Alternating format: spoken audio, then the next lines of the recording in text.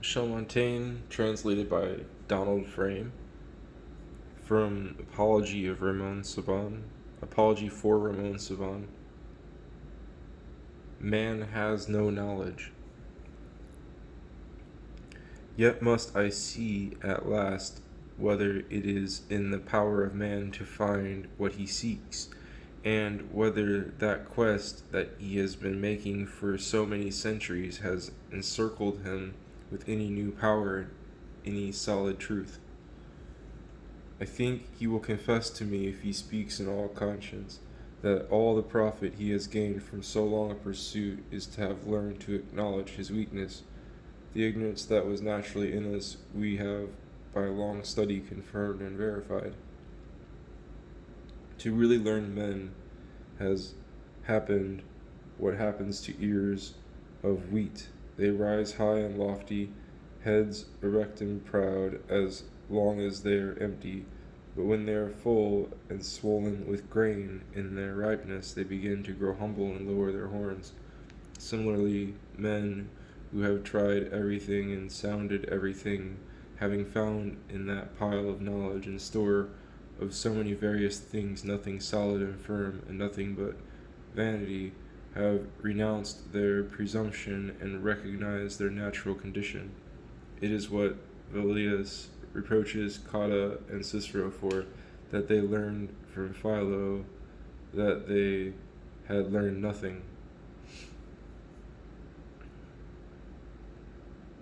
Pherecydes, one of the 7 sages, writing to Thales as he was dying, said, I have ordered my friends, after they have buried me, to bring you my writings. If they satisfy you and the other sages, publish them. If not, suppress them. They contain no certainty that satisfies myself.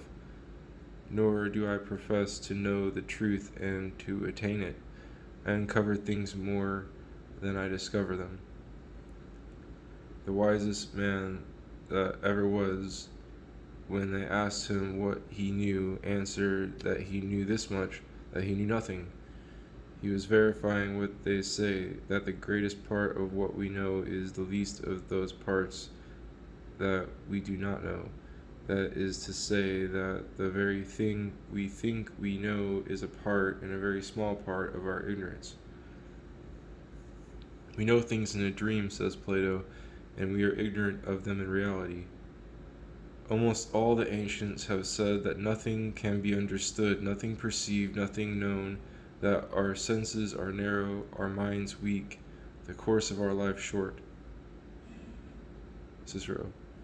As for Cicero himself, who owed all his worth to learning, Valerius says that in his old age he began to lose his esteem for letters, and while he practiced them it was without obligation to any party, following what seemed probable to him now in one sect, now in another, keeping himself always in academic doubt.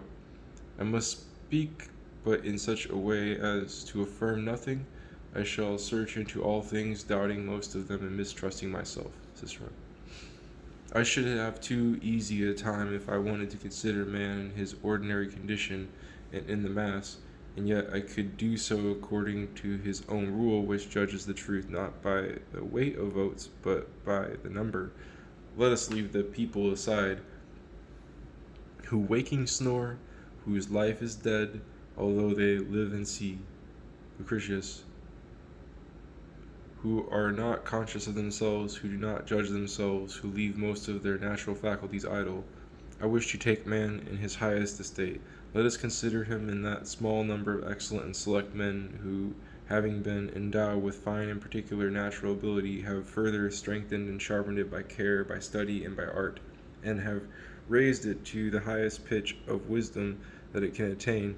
They have fashioned their soul to all directions and all angles, supported and propped it with all the outside assistance that was fit for it, and enriched and adorned it with all they could borrow for its advantage from the inside and the outside of the world is to have it is in them that the utmost height of human nature is found. They have regulated the world with governments and laws. They have instructed it with arts and sciences, and instructed it further by the example of their admirable conduct. I shall take into account only these people, their testimony, and their experience. Let us see how far they have gone and where they have halted. The infirmities and defects that we shall find in this assembly, the world may well boldly acknowledge as its own. Whoever seeks anything comes to this point. He says either that he has found it, or that it cannot be found, or that he is still in quest of it. All philosophy is divided into these three types. Its purpose is to seek out truth, knowledge, and certainty. The Peripatetics, Epicureans, Stoics, and others thought they had found it. These established the sciences that we have and treated them as certain knowledge.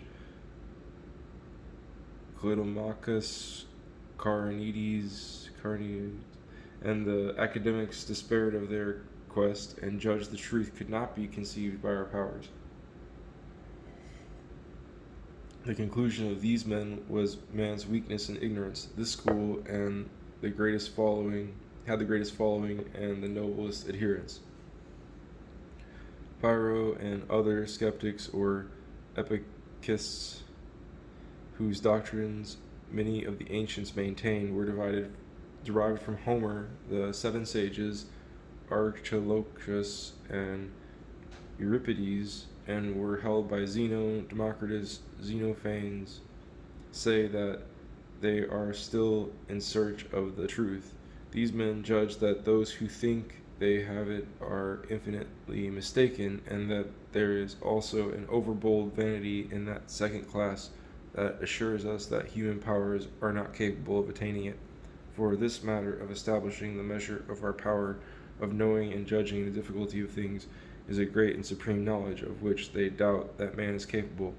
Whoever thinks that we know nothing does not know whether we know enough to say that this is so. Lucretius. Ignorance that knows itself, that judges itself and condemns itself, is not complete ignorance. To be that, it must be ignorant of itself, so that the profession of the Pyrrhonians is to waver, doubt, and inquire, to be sure of nothing, to answer for nothing. Of the three functions of the soul, the imaginative, the appetitive, and the consenting, they accept the first two. The last they suspend and keep it ambiguous, without inclination or approbation, however slight, in one direction or the other. Zeno pictured in a gesture his conception of this division of the faculties of the soul. The hand spread and open was appearance, the hand half shut, and the fingers a little hooked, consent, the closed fist, comprehension. When with his left hand he closed his fist still tighter, knowledge. Now this attitude of their judgment, straight and inflexible, taking all things in without adherence or consent, leads them to their ataraxia, which is a peaceful and sedate condition of life, exempt from the agitations we receive through the impressions of the opinion and knowledge we think we have of things, whence are born fear, avarice, envy, immoderate desires, ambition, pride, superstition, love of novelty, rebellion, disobedience, obstinacy, and most bodily ills. Indeed, they free themselves thereby from jealousy on behalf of their doctrine, for they dispute in a very mild manner. They do not fear contradiction in their discussion. When they say that heavy things go down, they would be very sorry to have anyone take their word for it, and they seek to be contradicted so as to create doubt and suspension of judgment, which is their goal. They advance their propositions only to combat those they think we believe in. If you accept their proposition, they will just as gladly take the opposite one to maintain it is all one to them. They have no preference in the matter. If you postulate that snow is black, they argue on the contrary that it is white. If you say that it is neither one nor the other, it is up to them to maintain that it is both. If you maintain with certain judgment that you know nothing about it, they will maintain that you do. Yes, and if by an affirmative axiom you assure them that you are in doubt about it, they will go and argue that you are not, or that you cannot judge and prove that you are in doubt. And by this extremity of doubt that shakes its own foundations, they separate and divide themselves from many opinions, even from those which in many ways have upheld doubt and ignorance. Why, they say, since among the dogmatists one is allowed to say green, the other yellow, Are they not also allowed to doubt? Is there anything that can be proposed for you to admit or deny which is not legitimate to consider ambiguous? And were others where others are swept either by the custom of their country or by their parental upbringing or by chance, as by a tempest, without judgment or choice, indeed most often before the age of discretion, to such or such an opinion, to the Stoic or Epicurean sect to which they find themselves pledged, enslaved, and fastened as to a prey they have bitten into and cannot shake loose. To whatever doctrine they have been driven, as by a storm, to it they cling as to a rock. Cicero. Why shall it not be granted similarly to those men to maintain their liberty and to consider things without obligation and servitude? The more free and independent because their power to judge is intact. Is it not an advantage to be freed from the necessity that curbs others? Is it not better to remain in suspense than to entangle yourself in the many errors of the human fancy that the human fancy has produced? Is it not better to suspend your conviction than to get mixed up in these seditious and quarrelsome divisions? What am I to choose? What you like, provided you choose. There is a stupid answer to which nevertheless all dogmatism seems to come, by which we are not allowed to know what we do not know. Take the most famous theory, it will never be so sure but that in order to defend it you will have to attack and combat hundreds of contrary theories. Is it not better to keep out of this melee? You are permitted to espouse as you would your honor and your life Aristotle's belief about the eternity of the soul, and to contradict and give the lie to Plato on the matter, and shall they be forbidden to doubt it? If it is lawful for Palladius to suspend his judgment about auspices, dreams, oracles, vaticinations, about which the Stoics have no doubt at all, why shall a wise man not dare in all things what this man dares in those he has learned from his masters, which are established by the common consent of the school that he follows and professes? If it is a boy that judges, he does not know what it is about. If it is a scholar, he is prejudiced. The Pyrrhonians have kept themselves a wonderful advantage in combat, having rid themselves of the need to cover up. It does not matter to them that they are struck, provided they strike, and they do their work with everything.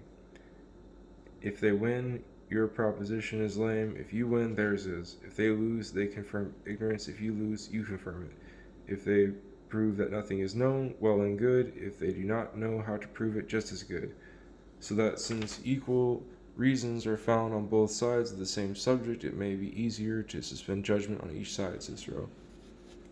And they set store by the fact that they can find much more easily why a thing is false than that it is true, and what is not than what is, and what they do not believe than what they believe. Their expressions are, I establish nothing, it is no more thus than thus, or than neither way. I do not understand it, the appearances are equal on all sides, it is equally legitimate to speak for and against. Nothing seems true which may not seem false. Their sacramental word is, that is to say, I hold back, I do not budge. Those are their refrains, and others of similar substance. Their effect is a pure, complete, and very perfect postponement and suspension of judgment. They use their reason to inquire and debate, but do not conclude and choose. Whoever will imagine a perpetual confession of ignorance, a judgment without leaning or inclination, or on any occasion whatever, he has a conception of Pyrrhonism. So whoever will imagine a perpetual confession of ignorance, a judgment without leaning or inclination, on any occasion whatever, he has conception of Pyrrhonism. I express this point of view as well as I can because Many find it difficult to conceive, and its authors themselves represent it rather obscurely and diversely. As for the actions of life, they are of the common fashion in that they lend and accommodate themselves to natural inclinations, to the impulsion and constraint of passions, to the constitutions of laws and customs, and to the tradition of the arts. Goodness. For God wished us to not to know, but only to use those things, Cicero. Again, read it again. As for the actions of life, they are of the common fashion in that they lend and accommodate themselves to natural inclinations, to the impulsion and constraint of passions, to the constitutions of laws and customs, and to the tradition of the arts. They let their common actions be guided by those things without any taking sides or judgment, which is why I cannot very well reconcile with this principle what they say of Pyrrho. They portray him as stupid and immobile, adopting a wild and unsociable way of life, waiting for carts to hit him, risking himself on precipices, refusing to conform to the laws. That is outdoing his doctrine. He did not want to make himself a stump or a stone. He wanted to make himself a living, thinking, reasoning man, enjoying all natural pleasures and comforts, employing and using all his bodily and spiritual faculties in regular and upright fashion. The fantastic, imaginary, false privileges that man has arrogated to himself of regimenting, arranging, and fixing truth, he honestly renounced and gave up. Moreover, there is no sect that is not constrained to permit its sage to conform in a number of things that are not understood or perceived or accepted if he wants to live. And when he goes to sea, he follows this course, not knowing if it will be useful to him, and relies on the vessel being good, the pilot experience, the seasons suitable, merely probable circumstances. He is bound to follow them and let himself be swayed by appearances, provided that they show no express contrariness.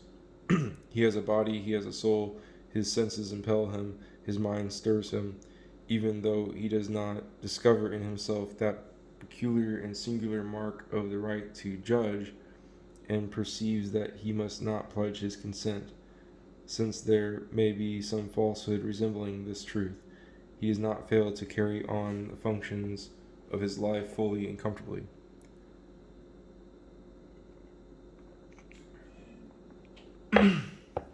How many arts there are that profess to consist of conjecture more than of knowledge, that do not decide on the true and the false, and merely follow what seems to be. There are, they say, both a true and a false, and there is in us the means to seek it, but not to test it by a touchstone.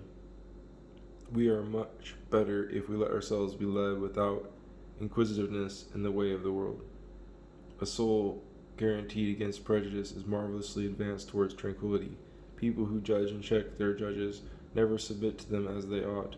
How much more docile and easily led both by laws and of religion and by political laws are the simple and incurious minds, and those minds that survey divine and human causes like pedagogues. There is nothing in man's invention that has so much verisimilitude and usefulness.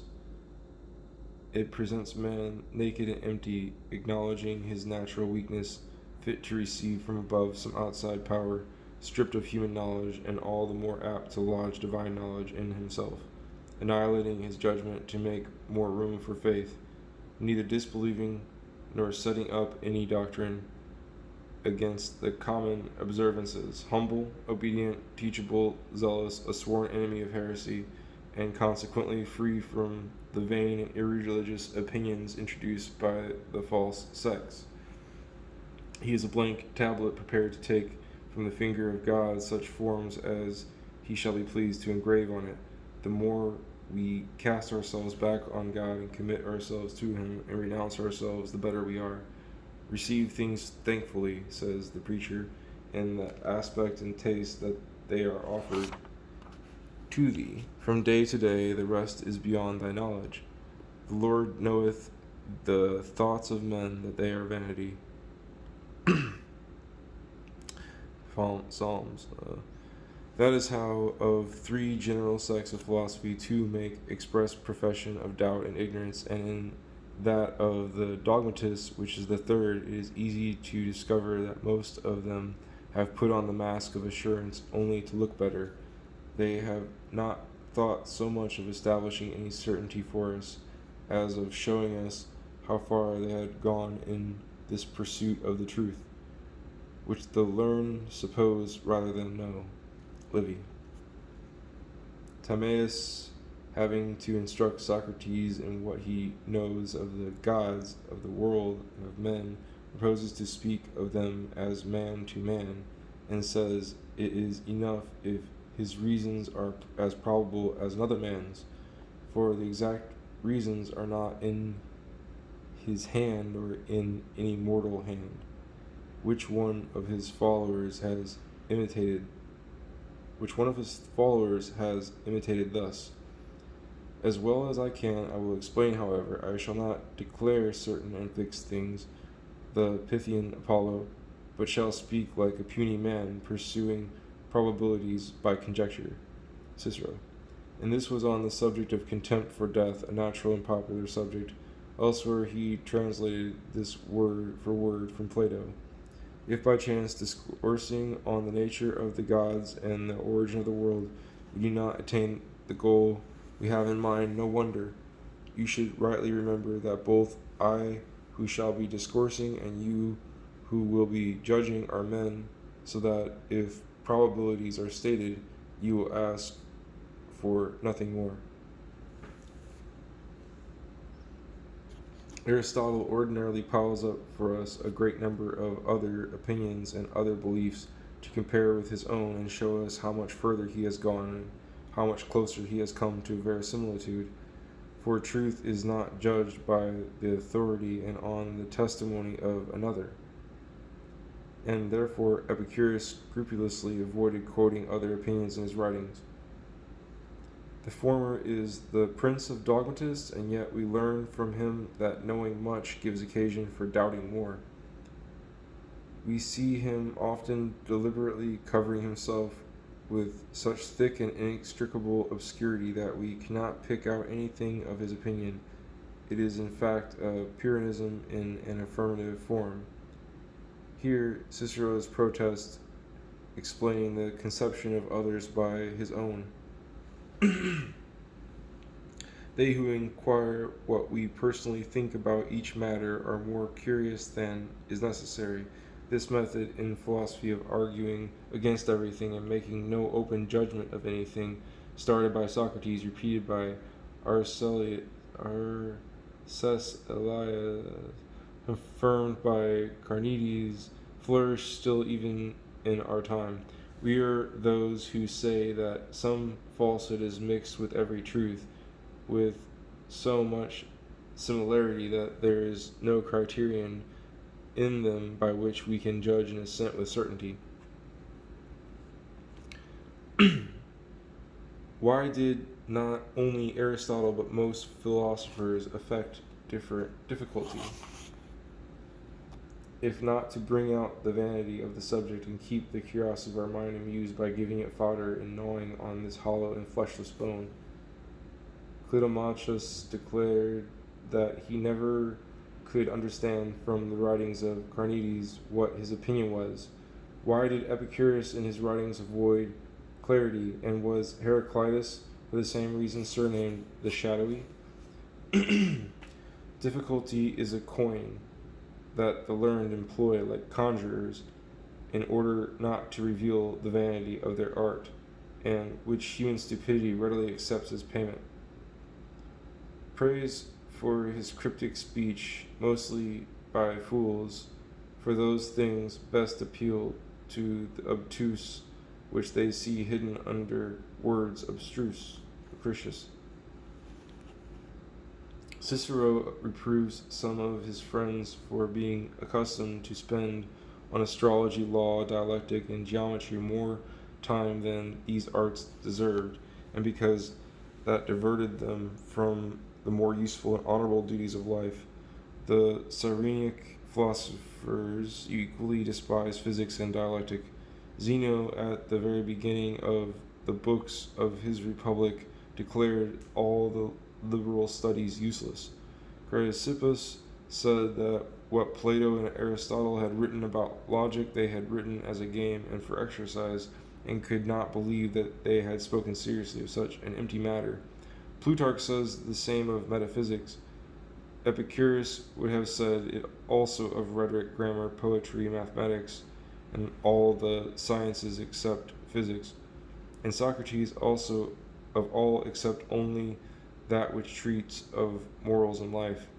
Whatever they asked him about, he always brought the inquirer back first of all to give an account of the conditions of his present and past life, which he examined and judged, considering any other learning subordinate to that and superfluous. That learning would please me little which brought its teachers no closer to virtue. Sallust. Most of the arts have been thus despised by learning itself, but they did not think it inappropriate to exercise and amuse their minds on things in which there was no solid profit. Moreover, some have considered Plato a dogmatist, others a doubter, others in certain things the one, in certain things the other. The leader of his dialogue, Socrates, is always asking questions and stirring up discussion, never concluding, never satisfying, and says he has no other knowledge than that of opposing.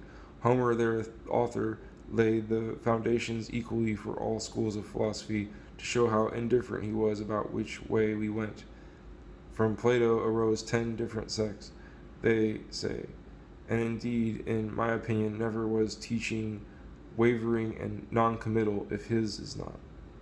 Socrates used to say that the wise women, on taking up the practice of making others give birth, abandon the practice of giving birth themselves, that he, by the title of wise man that the gods conferred on him, has also done away in his virile and mental love with his faculty of begetting, and contents himself with aiding and favoring with his help those who are in labor, opening their organs, greasing their conduits, facilitating the issue of their offspring, judging it, baptizing it, nursing it, strengthening it, swaddling the circumscribing it, exercising and employing his skill upon the perils and fortunes of others.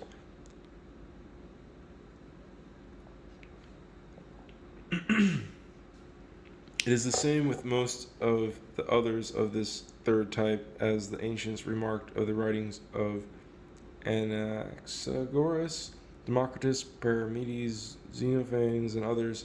Their way of writing is doubtful in substance, and their plan is to inquire rather than to instruct, even though they sprinkle their style with dogmatic cadence. Do we not see this as well in both Seneca and Plutarch? How much they say now one way, now another, for those who study them closely, and those who reconcile jurists with each other should first reconcile each one with himself. Plato seems to me to have favored this form of philosophizing in dialogues deliberately to put more fittingly into diverse mouths the diversity and variation of his own ideas.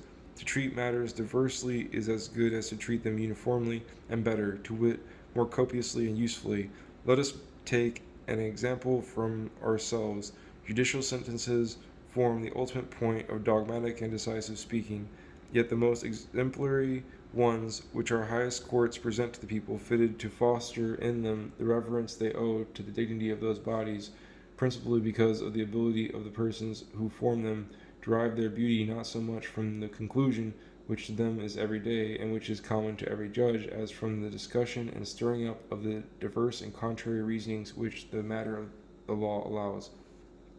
And the widest field for reprehensions of philosophers among one another is derived from the contradictions and differences in which each one of them finds himself entangled, either on purpose to show the vacillation of the human mind around all matters, or unwittingly forced by the mobility and incomprehensibility of all matters. What is the meaning of this refrain? In a slippery and treacherous place let us suspend our belief. For as Euripides says, the works of God in various ways cross us and leave us in a daze. Like the refrain that Empedocles scattered often in his books, as if agitated with a divine frenzy and forced by the truth, No, no, we sense nothing. We see nothing. All things are hidden from us. We cannot establish what any one of them is. In keeping with this divine saying, the thoughts of mortal men are miserable, and our devices and plannings but uncertain. Book of Wisdom. It must not be thought strange if people, despairing of the capture, have yet taken pleasure in the chase. Study being in itself a pleasant occupation, so pleasant that among other pleasures the Stoics forbid also that which comes from the exercise of the mind, want a curb on it, and find intemperance in knowing too much. Democritus, having eaten at his table some figs that tasted of honey, immediately began to seek out in his mind whence came this unaccustomed sweetness, and to clear up the matter, he was about to get up from the table to see the situation of the place where these figs had been gathered. His maidservant, having heard the cause of the stir, laughed and told him not to trouble himself about it, for the reason was that she had put them in a vessel where there had been some honey. He was vexed that she had deprived him of this occasion for research and robbed him of matter for curiosity. Go along, he said to her, you have made me angry. I will not for all that give up seeking the cause as if it was a natural one. And he wilfully sought and found some true reason for a false and supposed effect. This story of a great and famous philosopher shows us very clearly this passion for study which keeps us amused in pursuit of things of whose gain we have no hope. Plutarch tells a similar case of someone who did not want to be enlightened about something he was in doubt about, so as not to lose the pleasure of seeking it, like the other who did not want his doctor to rid him of the thirst, of the fever, so as not to lose the pleasure of quenching it by drinking. It is more satisfying to learn superfluous things than nothing. Seneca. Just as in all feeding there is often the pleasure alone, and not all we take that is pleasant is always nutritious and healthful, so what our mind derives from learning does not fail to be voluptuous, even though it be neither nourishing nor salutary. Here is what they say: the consideration of nature is a food fit for our minds. It uplifts us and swells us, makes us disdain base and earthly things by comparison with higher and heavenly things. The very search for great and occult things is very pleasant, even to him who gains from it nothing but reverence and fear of judging them. Those are words of their profession. The vain picture of this morbid curiosity is seen still more expressly in that other example that they have so often in their mouth as an honor.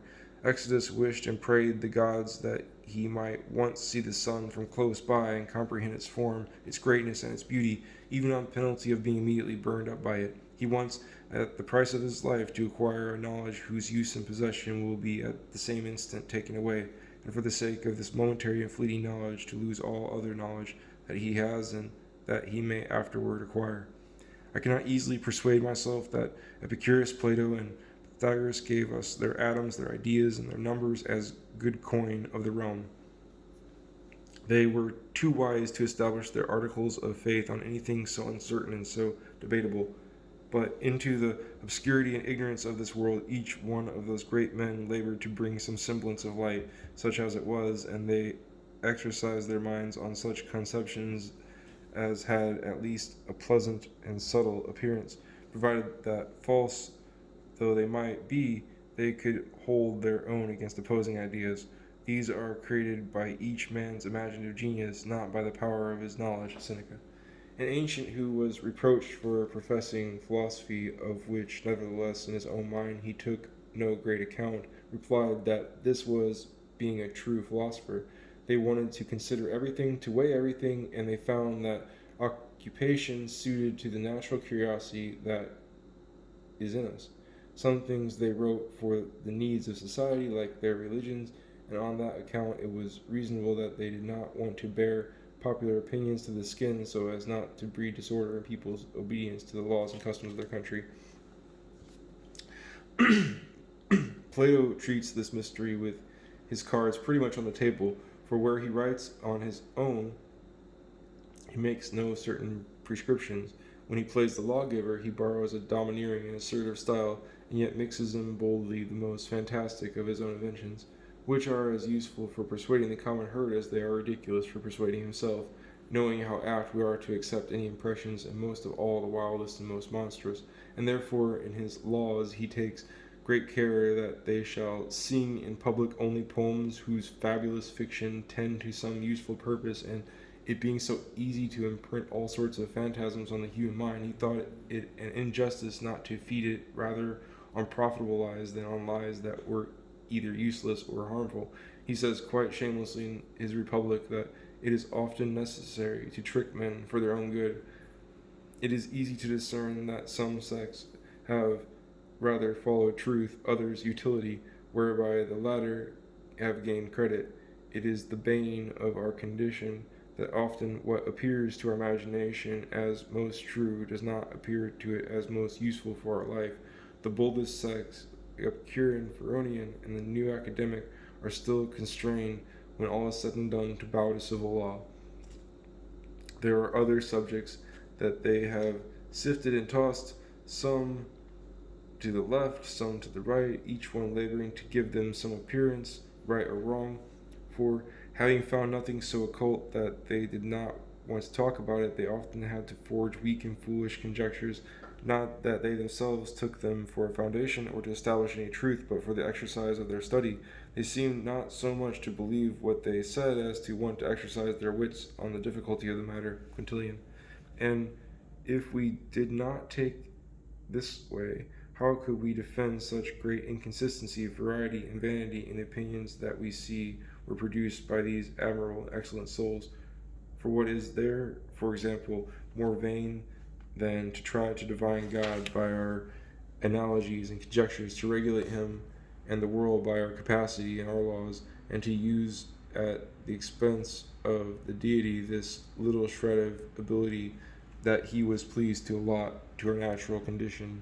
And because we cannot stretch our vision as far as his glorious throne to have brought him here below to our corruption, our miseries, of all the ancient human opinions concerning religion, that one, it seems to me, was most probable and most excusable, which recognized God as an incomprehensible power, origin, and preserver of all things, all goodness, all perfection, accepting and taking in good part the honor and reverence that human beings rendering him under whatever aspect, under whatever name, and whatever manner. Almighty Jupiter of things and kings and gods, begetter and conceiver. Valerius Soranus. This zeal has been regarded universally with favor by heaven. All governments have reaped fruit from their piety. Impious men and impious deeds have always come out appropriately. Pagan histories recognize dignity, order, justice, and prodigies and oracles used for their profit and instruction. In their fabulous religions, God, in his mercy, perhaps deigning to foster by these temporal benefits the tender beginnings of a rough knowledge of him, however feeble, that natural reason has given us amid the false images of our dreams. Not only false, but also impious and harmful are those that man has fabricated his own invention. And of all the religions that St. Paul found in credit at Athens, the one that they had dedicated to a hidden and unknown deity seemed to him the most excusable.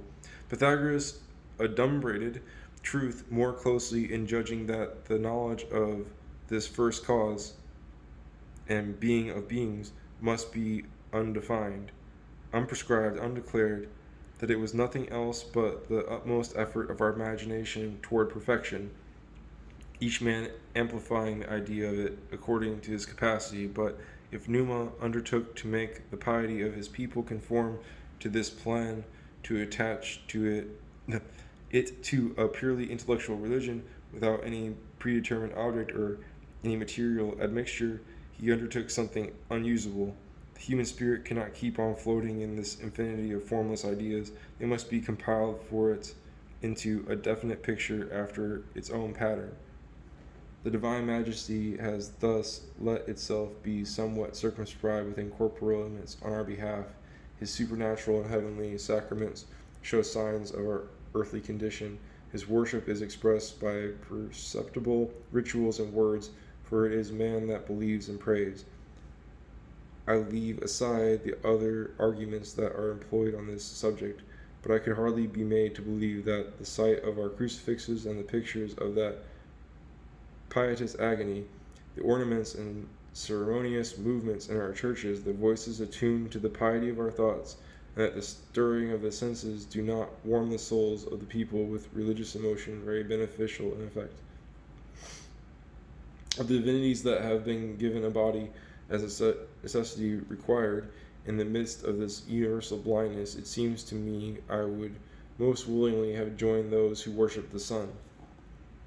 The common light, eye of the world, and if our God has eyes, they are the sun's bright rays that light the skies, that gave us life, guard, and maintain us all, and watch man's actions on this earthly ball, the sun, who makes our seasons alteration by entering another habitation, whose well-known virtues fill the universe, who with a glance can sullen clouds disperse, the world's spirit and soul ablaze alight, circling all heaven in his daily flight, immensely great, wandering firm and round, who beholds the earth beneath him as his bound, at rest without rest, idle without stay, firstborn of nature, father of the day. Ronsard. Inasmuch as besides this, its grandeur and beauty, it is the part of this machine that we find furthest from us, and therefore so little known that they were to be pardoned for regarding it with wonder and reverence. Thales, who first inquired into this matter, thought God a spirit who made all things water. Anaximander, that the gods were dying and being born at various seasons, and that they were worlds infinite in number. That they were worlds infinite in number.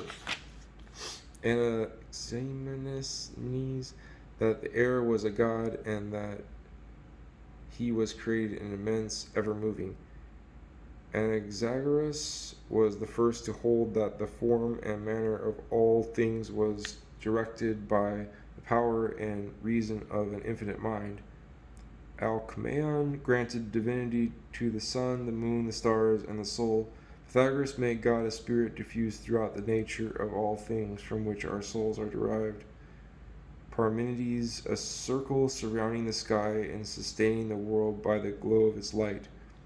Empedocles, that said the four elements of which all things are made were gods. Protagoras, that he had nothing to say about whether they are or are not, or what they are. Democritus, now that images and their circular movements are gods, now this nature that sends out these images, now are knowledge and intelligence.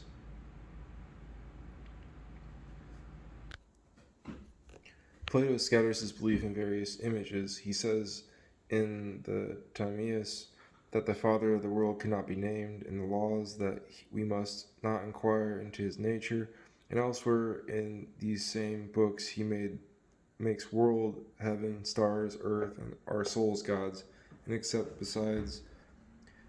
besides those accepted by ancient teaching in each commonwealth.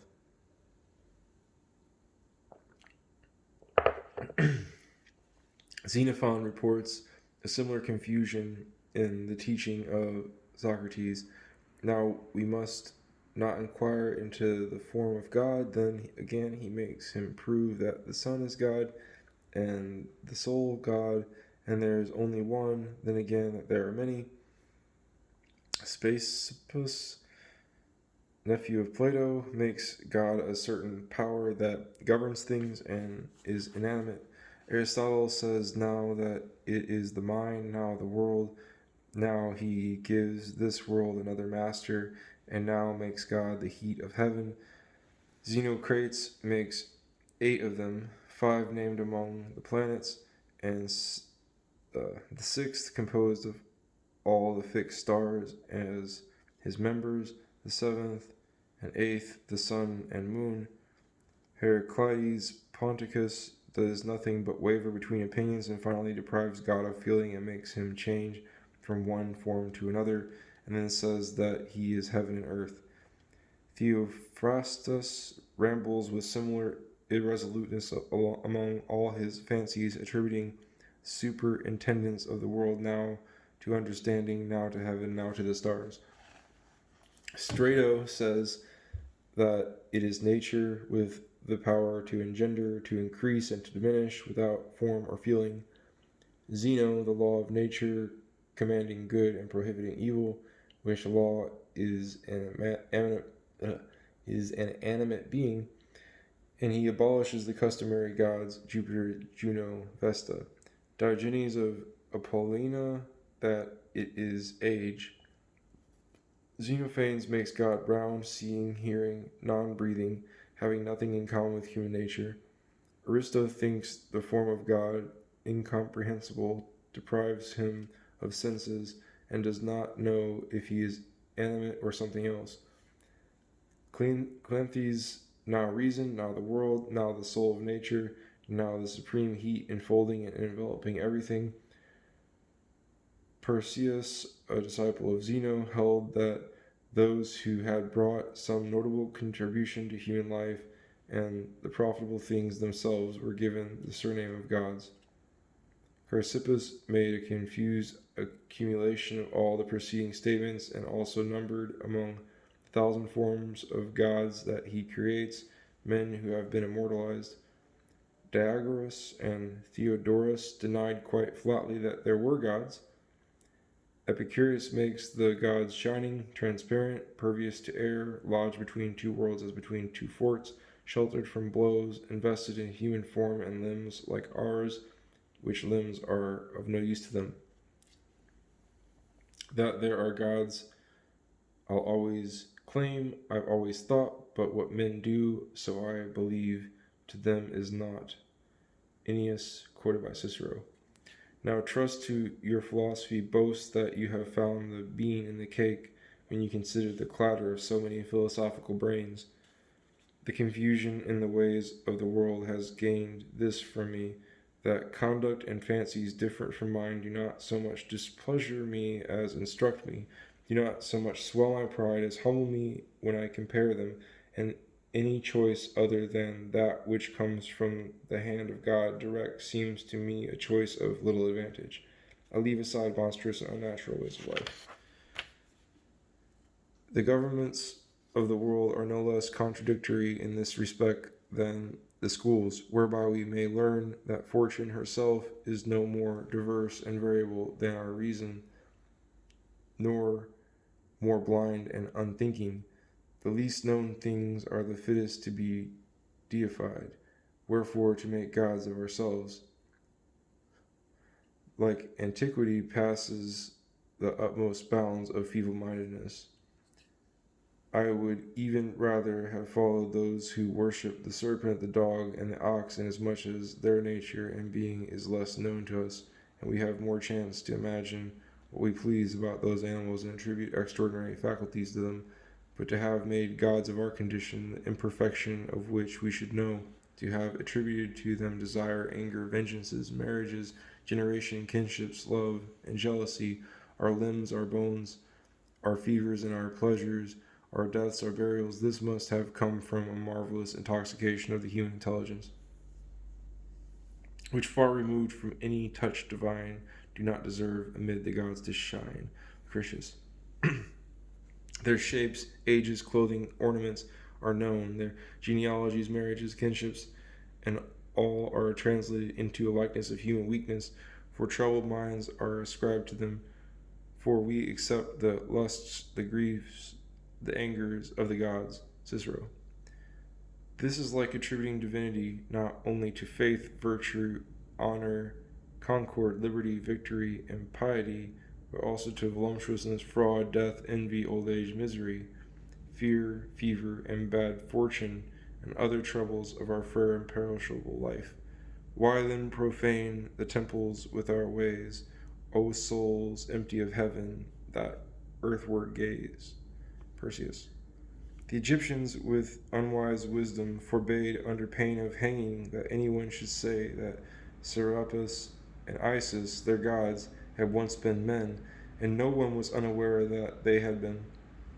And their statues representing them with the finger to their lips signified, says Varro, that mysterious ordinance to their priests to hush up their mortal origin as if it annulled as a necessary consequence all the veneration paid them.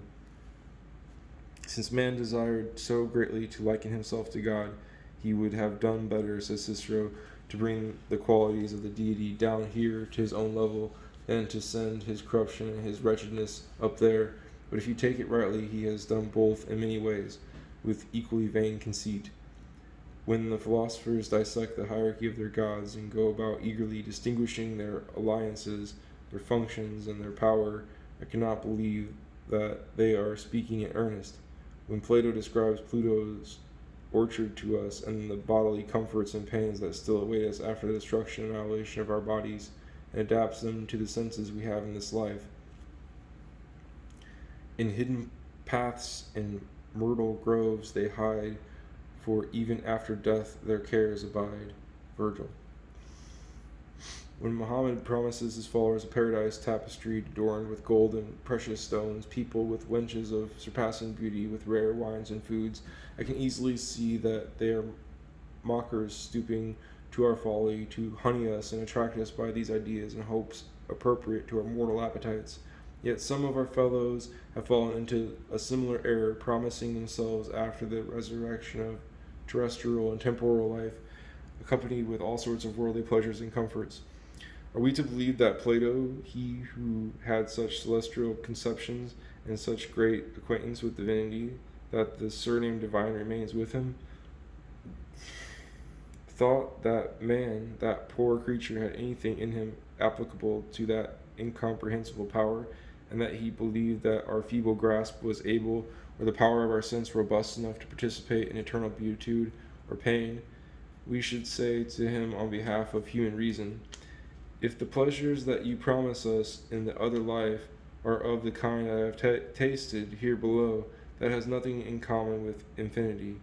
Even if all my 5 natural senses were filled to overflowing with delight, and this soul possessed of all the contentment it can desire and hope for, we know what it is capable of, that would still be nothing. If there is anything of mine in it, there is nothing divine. If it is nothing but what can pertain to this present condition of ours, it cannot be counted. All contentment of mortals is mortal. The gratitude of our parents, our children, and our friends, if it can touch us and please us in the other world, if we still cling to such a pleasure, we are among earthly and finite goods.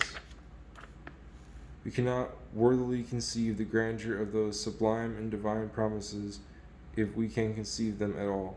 To imagine them worthily, we must imagine them unimaginable, ineffable, and incomprehensible, and completely different from those of our miserable experience. I cannot see, says St. Paul, neither can it have entered into the heart of man the happiness which God hath prepared for them that love him. And if to make us capable of it they reform and change our being, as you mean, Plato, by your purifications, it must be so extreme and universal a change that according to the teachings of physics it will no longer be ourselves. Hector, was he bending on war his force? Hector he was not, dragged by Achilles' horse. It will be something else that will receive these rewards. What changes, decomposes, and so dies, its parts transpose, their former order flies, Lucretius. For in the metempsychosis of Pythagoras, the change of habitation that he imagined for our souls, do we think that the lion in whom is the soul of Caesar espouses the passions that move Caesar, or that he is Caesar? If it were still he, those men would be right who, combating this opinion against Plato, reproach him because the son might find himself riding his mother, she being invested with the body of a mule, and similar absurdities. And do we think that in the transformations that make the bodies of animals into others of the same species, the newcomers are not other than their predecessors? From the ashes of a phoenix, they say, is engendered a worm, and then another phoenix. The second phoenix, who can imagine that he is not other than the first? The worms that make our silk, we see them, as it were, die and dry up, and from this same body is produced a butterfly, and from that another worm. which it would be ridiculous to think is still the first. What has once ceased to be is no more. Even if after death time should collect our matter and our bodies resurrect, if light of life were given us again, to us that process still would not pertain when once the thread of memory has been cut. Lucretius. And when you say elsewhere, Plato, that it will be for the spiritual part of man to enjoy the rewards of the other life, you tell us a thing of as little likelihood. Just as without the body torn away, the eye cannot behold the light of day. For by that reckoning, it will no longer be man, nor consequently ourselves, whom this enjoyment will concern, for we are built of two principal essential parts, whose separation is the death and destruction of our being. A pause has come in life's experience when movement wandered, unperceived by sense. Lucretius. We do not say that man suffers when the worms nibble his limbs whereby he lived, and when the earth consumes them, and this is not to us who form one whole, because our bodies wedded to our soul. Lucretius. Moreover, on what grounds of their justice can the gods give recognition and recompense to man after his death for his good and virtuous actions, since it is they themselves who have furthered and produced them in him? And why do they take offense and vengeance on him for his misdeeds, since they themselves have brought him forth in this faulty condition, and since with a single flick of their will they can keep him from erring? Might not Epicurus bring up all this against Plato with every appearance of human reason, if he did not often cover himself by this saying, that it is impossible to establish anything certain about immortal nature from mortal nature? Reason does nothing but go astray in everything, and especially when it meddles with divine things. Who feels this more evidently than we?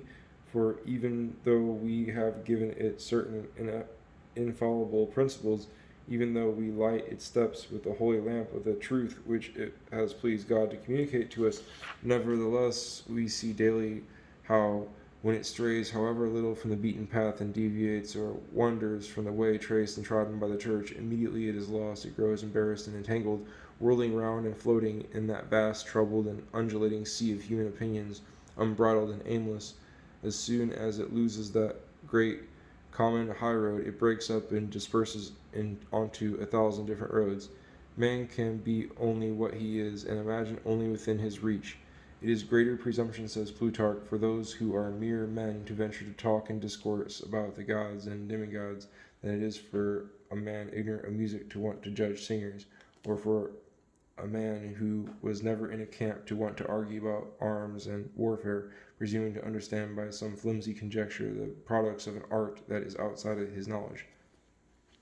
Antiquity thought, I believe, that it was doing something for divine greatness by likening it to man, investing it with his faculties, and presenting it with his fine humors and his most shameful needs, offering it our food to eat, our dances, mummeries, and farces to amuse it, our clothes to cover it, and our houses to live in, cajoling it with the odor of incense and the sounds of music, with festoons and bouquets, and to reconcile it to our vicious passions, flattering its justice with inhuman vengeance, delighting it with the destruction and dispersion of things by it created and preserved, like Tiberius Sempronius, who burned as a sacrifice to Vulcan the rich spoils and arms he had won from the enemy in Sardinia, and Paulus Emilius those of Macedonia to Mars and Minerva, and Alexander, on reaching the Indian Ocean, cast into the sea in honor of Thetis many great gold vases, filling its altars, besides with butchery not only of innocent animals but also of men, as was the ordinary practice of many nations, among others our own. And I think no nation is innocent of having tried this. 4 young men of Solmo town from Uffin stream, as many again he takes and sacrifices to the shades below. Virgil. The Gatae think themselves immortal, and their dying but a journey toward their god Zamolixus. Every 5 years they dispatch toward him some one among them to ask him for necessary things. This deputy is chosen by lot, and the manner of dispatching him, after they have notified him orally of his charge, is this: of those who are with him, 3 hold upright as many javelins, on which the others hurl him with all their might. If he happens to be pierced in a vital spot and dies instantly, that is to them a certain proof of divine favor. If he escapes, they consider him wicked and execrable, and depute still another in the same way. A mistress, mother of Xerxes, in her old age, at one time had 14 youths of the best houses in Persia burned alive, following the religion of the country to gratify some subterranean god. Even today, the idols of Themistocles are cemented with the blood of little children, and love no sacrifice but that of these pure and childish souls, a justice, a thirst for the blood of innocents. So many grievous crimes religion has inspired the Christians. The Carthaginians immolated their own children to Saturn, and whoever had none bought some. The father and mother being bound meanwhile to watch this ceremony with a gay and happy countenance. It was a strange fancy to try to pay for divine goodness with our affliction, like the Lacedaemonians who wield their Diana by the torture of young boys, whom they had whipped for her sake, often to death. It was a savage impulse to try to gratify the architect by the overthrow of his building, and to try to cover the penalty due to the guilty by the punishment of the guiltless, and to think that poor Iphigenia at the port of Aulis would by her death and sacrifice clear the army of the Greeks in the eyes of God of the offenses they had committed. Pure maid, impurely sacrificed, she lay slain by her father on her wedding day, Lucretius. And that those 2 beautiful and generous souls, the 2 Decii, father and son, to propitiate the favor of the gods toward the affairs of Rome, should go and throw themselves headlong into the thick of the enemy. What iniquity of the gods was so great that they could not be reconciled to the Roman people unless such men died, Cicero. Besides, it is not up to the criminal to have himself whipped at his own rate and time. It is up to the judge, who counts as chastisement nothing but the penalty he orders, and cannot regard as punishment what comes to him who suffers it at his own will. Divine vengeance presupposes our absolute descent for its justice and our punishment, and it was a ridiculous notion to Polycrates, tyrant of Samos, who, to interrupt the course of his continual happiness and to compensate for it, went and threw into the sea the dearest and most precious jewel he had, thinking that by this calculated misfortune he was satisfying the turning and vicissitude of fortune, and she, to mock his futility, made this same jewel return again into his hands found in the belly of a fish. And then what is the use of the mutilations and dismemberments of the Corybantes, the Maenads, and in our own time the Mohammedans, who scar their face, their stomach, and their genitals to please their prophet, since the offense is in the will, not in the chest, the eyes, the genitals, the belly, the shoulders, or the throat. Such is the frenzy of their disordered and unsettled mind, that they placate their gods with a savagery unsurpassed by men, St. Augustine. The treatment of this natural structure concerns not only ourselves, but also the service of God and of other men. It is unjust to damage it deliberately, as it is to kill ourselves on any pretext whatsoever. It seems of great cowardice and treachery to mistreat and corrupt the functions of the body, which are stupid and servile, in order to spare the soul the bother of directing them according to reason. At what point do they fear the anger of the gods, they who think to propitiate them thus? Some have been castrated to please the lust of kings, but no one ever emasculated himself with his own hand at his master's command. St. Augustine. Thus they filled their religion with many evil deeds. Too often in past times, religion has brought forth impiety and crimes. Lucretius.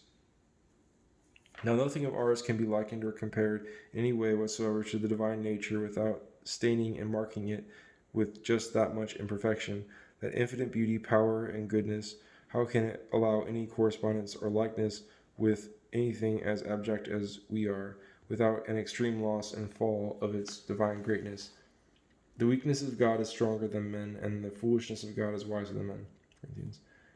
Still Poe, the philosopher, asked whether the gods rejoice in our honors and sacrifice, replied, You are indiscreet. Let us draw aside if you want to talk about that. However, we prescribe limits to God. We hold his power besieged by our reasons. I am calling reason our reveries and dreams, and the dispensation of philosophy which says that even the crazy man and the wicked man are mad with reason, but it is a particular sort of reason. We want to enslave him to the vain and feeble approximations of our understanding, him who has made both us and our knowledge. Because nothing is made of nothing, God cannot have built the world without material. What? Has God placed in our hands the keys and ultimate springs of his power? Has he pledged himself not to overstep the bounds of our knowledge?